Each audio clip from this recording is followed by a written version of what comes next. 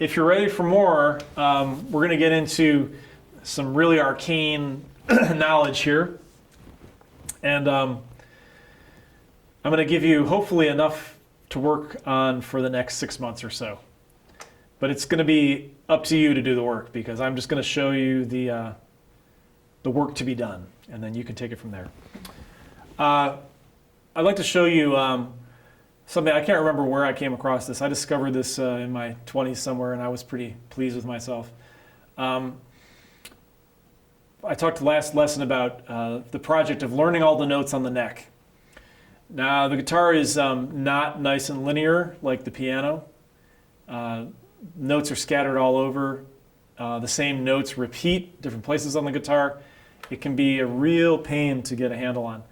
I'd like to show you some patterns that are really worth your while.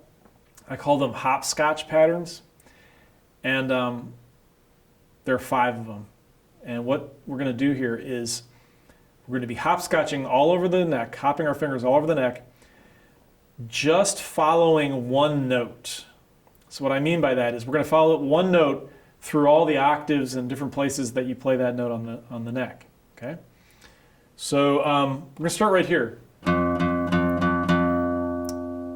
1st fret, 6th string. Okay? I'm using my first finger. That note is an F. Okay? So we're going to use the hopscotch patterns to find every F on the guitar. Okay? Now, keep in mind that you have a low E string and a high E string. So any note you play on the 6th string, that same fret on the 1st string is going to be the same note. So the 1st fret of the 1st string is going to be an F as well. This is also a great exercise just for accurately playing notes. We're skipping 5 strings, not an easy thing to do. Okay? Now, here's your first full hopscotch pattern. Any note that's on the 6th string, if you go up 2 frets and over 2 strings, or if you want to think of it as skip a fret, skip a string, that is the octave. So there's another F, an octave higher, that distance away. Okay? It's a real comfortable distance. Your 1st finger and 3rd finger can get it no problem.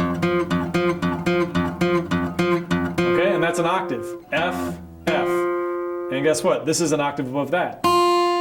So F, F, F. Okay, so this and to this is an octave, this to this is an octave. It's 2 octaves. So this note is 2 octaves above this note. But all you really want to do is just go like this.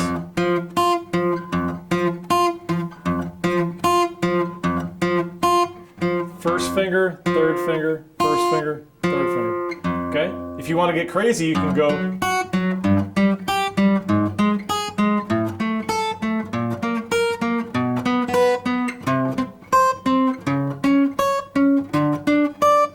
Just get used to that physical motion. Okay, those obviously weren't all F notes. I was just taking that physical pattern and moving it up the neck. You just want to get really comfortable with that physical motion. I can't tell you how useful it is. It's not only useful for programming your mind to know where those notes are. That motion comes up all the time. Moving across the frets with those 2 fingers comes up all the time. Okay? All right, back to the project, which is find all the Fs. Once you get that hopscotch pattern down, and feel free to take a week or however long you need, just have fun with that one. The method is take the highest note in the hopscotch pattern, which is this note. By highest, I mean highest up the neck. I should make that clear. So 2 of these notes are on the 1st fret. This one's on the 3rd fret, so that's the highest note. Play it with your 1st finger. So that means you're going to shift your hand up the neck. We're trying to move all the way up the neck. So now move so that your 1st finger is playing the note that your 3rd finger was playing, okay? Here's the 2nd hopscotch pattern. If the note is on the 4th string, then you skip 2 frets and a string. And these are all going to be diagrammed out for you. If it helps you to see it on paper, I know it helps me to see it on paper. And notice I'm using my fourth finger because it's a stretch of 2 frets. But it's an easier hopscotch pattern because it's just 2 notes.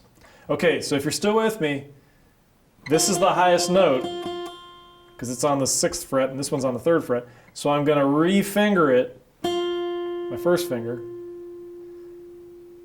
You have a headache yet? This is getting crazy, I know. Now you have to go, okay, this is going to be a reverse pattern because we're running out of strings. So we don't want to go skipping strings because we can't afford to.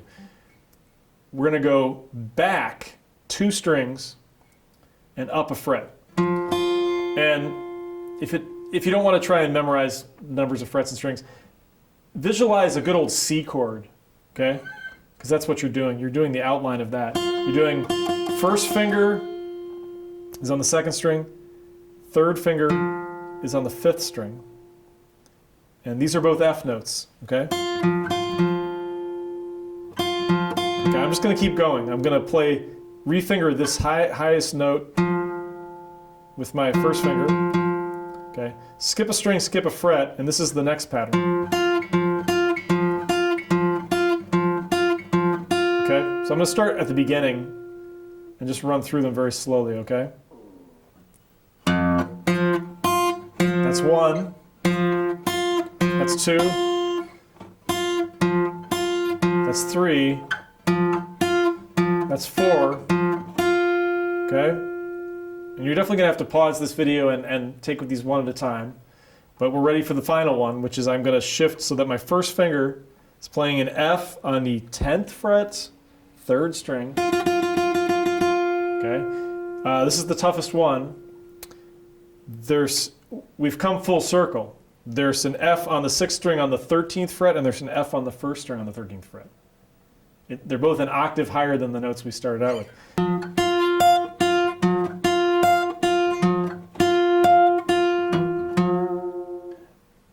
Could be played a little neater than that, but that's the idea.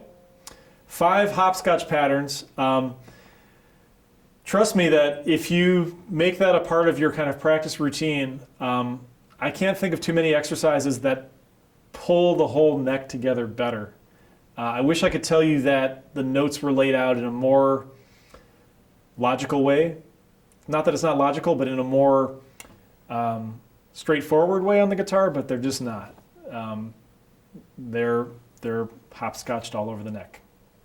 So get your fingers jumping around like that, and that'll really pay off because you'll start to be exercising your fingers in the right patterns that they need to play scales and arpeggios and chords and things like that.